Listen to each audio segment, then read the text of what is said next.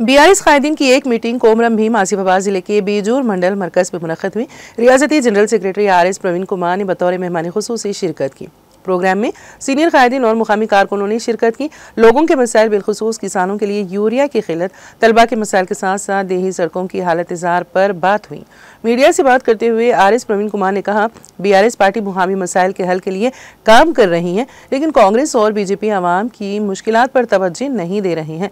उन्होंने तनकीद की कि वो आंध्रा खित्ते को ठेके देकर तेलंगाना के वसाइल को लूट रहे हैं। उन्होंने तनकीद करते हुए कहा है कि किसान भूख से दो चार हैं। हुकूमत ने ऐसी सूरत हाल पैदा कर दी है कि उन्हें ब्लैक मार्केट के जरिए खाद खरीदनी पड़ रही है।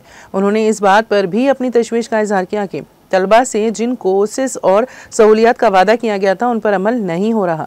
आखिर में उन्होंने बल्दियाती इंतखाबात में बीआरएस पार्टी की हिमायत पर जोर दिया।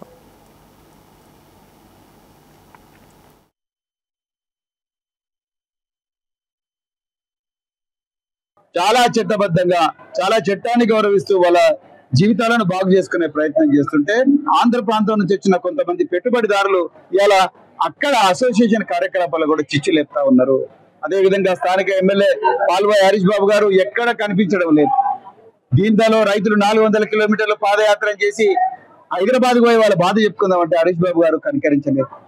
ఇలా ఈ ప్రాంత ప్రజలందరూ కూడా టేకు దొంగలు, కలప దొంగలు అని చెప్పి అసెంబ్లీలో డాక్టర్ హరీష్ బాబు గారు స్వయాన బయానా ఇస్తే ఫారెస్ట్ అధికారులు మీరు ఏం చేస్తున్నారంటే ఇలా ఫారెస్ట్ అధికారులు కసితోని, కక్షతోని, విద్వేషంతోని ఇలా చాలా గ్రామాల్లో కూడా ట్రాక్టర్లు గుంజుకొని పోతా ఉన్నారు.